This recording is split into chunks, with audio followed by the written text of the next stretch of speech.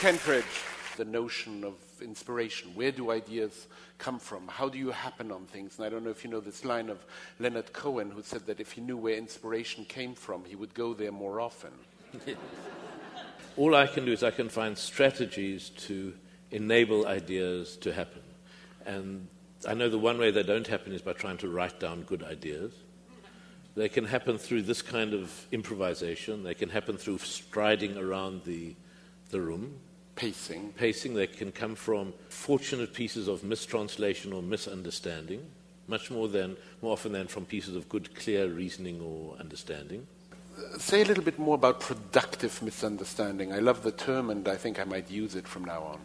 When my daughter Alice was about 3, I was telling her a story about a cat. The cat was being chased by a dog, and the cat ran through the cat flap and was saved. And I heard her retelling the story. Cat was being chased by the dog, but it flapped its wings and escaped. And so it was what we do when we hear things which we half understand. We are constructing possible ways that they could be right. An energy of generation of thought and solution. But there is something about stalking an image, about simply pacing around and around the studio until either a moment of decision or a moment of certainty for the first mark. One of the things about strolling or walking, and trying to work out what is the degree of tension you have while moving or while drawing or while making a performance. And you can very often divide things into very clear different degrees of tension. I said the first level, the most relaxed level, the lowest level of tension. And then one could go up a level in which would kind of correspond to a stroll.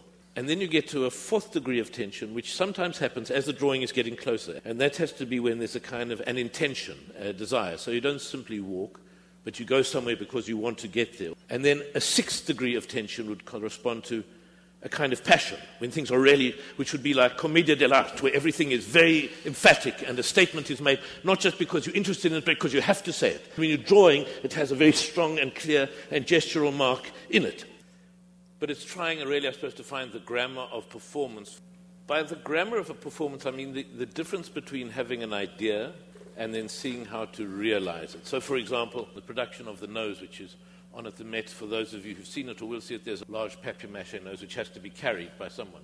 It's a separation of your body so that the top part keeps a kind of rigidity and maybe turns, and that the legs can have an activity underneath it.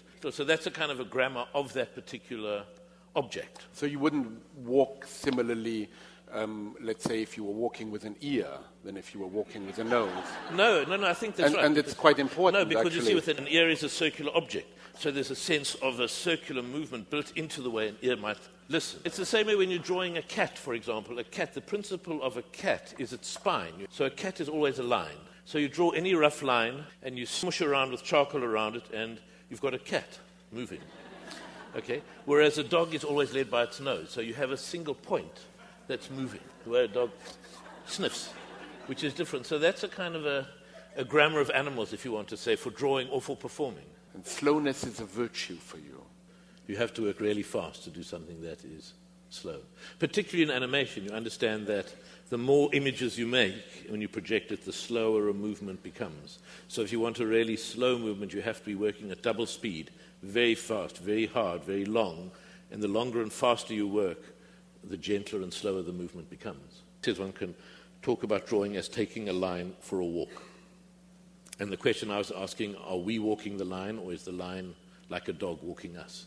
One of my very favorite lines in Nabokov is, if two parallel lines do not meet, it is not because meet they cannot, but because they have other things to do.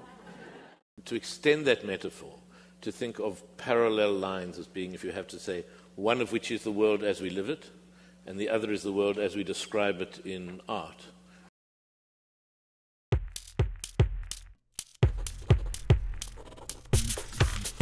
Gogol.